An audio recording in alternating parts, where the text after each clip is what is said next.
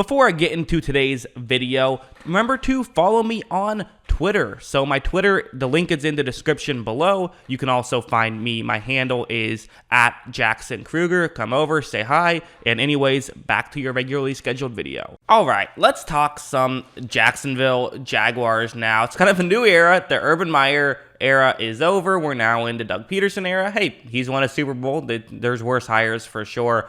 And I think that this is a very interesting situation with this team, and I'm very, very much looking forward to seeing what they do. They had, last year they had that first overall pick, spending it on Trevor Lawrence, another first overall pick, a lot of cap space, maybe not a ton of talent because you had back-to-back first overall picks, but that's not the worst situation in the world. You can get better that way. It's the whole "a bowl is most useful when it is empty" kind of philosophy of there's things you can do now with this Jaguars team. And so let's talk about the cap space and who they have to re-sign first and foremost. So here we go. The Jaguars cap space is currently sitting at a very high $59 million. There's kind of four key guys to re-sign. DJ Chark, Andrew Norwell, you have Cam Robinson, and AJ Cann are the four. So if they wanted to re-sign all four of them, they would just need $34 million to do it, meaning that even if they re-signed everyone that they felt like was a key free agent, or at least that I feel like is a key free agent, they'd still have $25 million left over. So this is a team that has opportunities to get better with free agency, not just the draft, because some of these teams have a lot of draft capital, not a lot of cap space. In fact, few teams have a lot of cap space just because every team spends up to the cap and over the cap. But the Jaguars are a team who has cap space this year. Now, you might not even keep all these guys that I'm suggesting that they could keep. Like DJ Chark, that's a decision to be made. I mean, he didn't have his best year last year. I don't think there's any denying that, largely just because he was barely on the field. So that's kind of the thing is, if you trust that he can be back and be that fringe number one receiver we've seen him be at times, well, then that's certainly worth paying the $13 million for. I think that's, maybe you even tag him and just try to give him one more year. I think you can make that decision. Players like Andrew Norwell and Cam Robinson, they're both offensive linemen. Robinson, you tagged last year. They're solid offensive linemen. They're not stars, but you could consider, re-signing them or just replacing them with a similar value type of guy. They're kind of guys that do hit the open market. It's not like if you lose them, you're screwed or anything like that. You can replace them, but still, you'll have to replace them with somebody. AJ Cann, he's a backup guard who they might just let walk. But if they do decide to sign him, he would be cheap. But I think maybe you could go with a better option. I don't know. As for some players you could get rid of if you wanted to, there is Myles Jack who, listen, obviously, first off, Myles Jack wasn't down. We all know that. But given his current career, maybe, hasn't had the best of years these past couple of years. It's been a minute since the Saxonville days, so maybe you do decide to move on and save the $8 million. Also, Brandon Linder, who is an interesting guy. You could save $10 million by getting rid of. He didn't have his best year and, didn't play the whole year last year, but in previous years has been very good. So if you're assuming we're going to get 2020 and previous years Brandon Linder, then you certainly are more than happy taking that cap hit. The question is just, the injury thing and was last year kind of more of a fluke than anything. So someone like Malcolm Brown and Dwayne Smoot here, they're not exactly household names, so to speak. You could clear a little bit if you want to.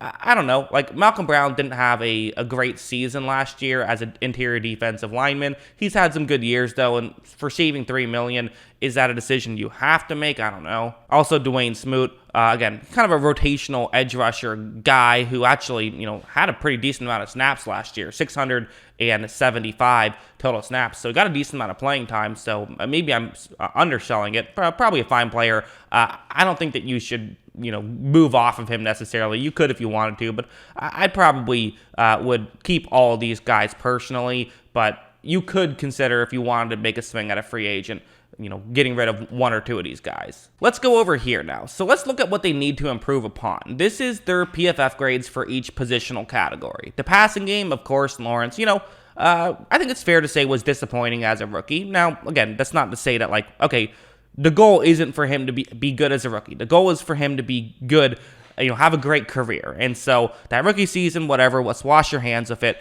Year 2, and you don't have to be good year 2 either, but you have to at least take a step up from year 1. And the hope is that, he takes that second year jump and is great and can really propel your team to a lot higher stuff. The offensive line, I talked about some of the injuries hurt that, but still wasn't great. You could find some improvements there. Maybe you do that through the draft. Also, the receiving core, you could definitely find some improvements there. Maybe that's just DJ Chark getting healthy and you signing him. But if not, you got to find some more talent in the receiving core. I mean, you can't have more games where Jamal Agnew, who I like as a player, but he shouldn't be your number 1 receiver. Like Laquan Treadwell shouldn't be your number 1 receiver. I think they're fine for what they are, but you do kind of need a little bit more talent in that room. That's an area that they'll need some strength in.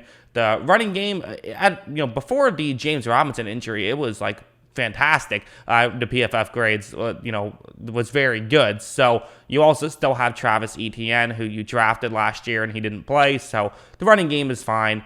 For the defense, though, you basically need an entire defense. I mean, don't get me wrong. You had some talented players. Obviously, I think Josh Allen is really good. I already mentioned Smoot, who you will probably not be cutting. Tyson Campbell, I thought, showed some flashes as a rookie. And Shaquille Griffin, the cornerback from UCF, who you signed and gave big money. He's a good player. So you do have some pieces, but you still have to improve in a lot of areas there. So yeah, long story short, the Jaguars are who we thought they were. The Jaguars are in a rebuild. We knew this going in, that the Jaguars were in a rebuild.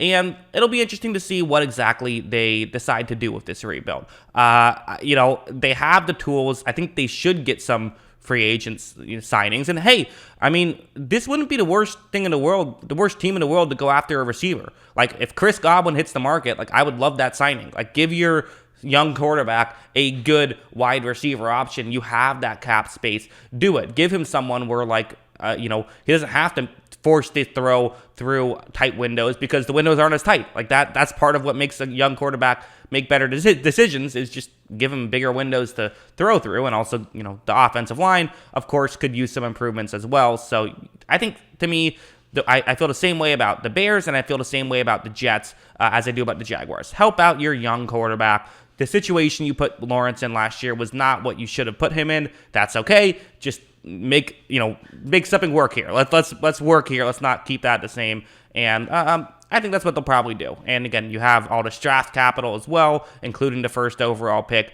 Use that to your advantage, and we'll see what they can do. So yeah, that's what I think. What do you guys think? Let me know in the comments below. What are your thoughts on the Jacksonville Jaguars heading into the 2022 season? Always love hearing from you. And of course, as always, thanks for watching.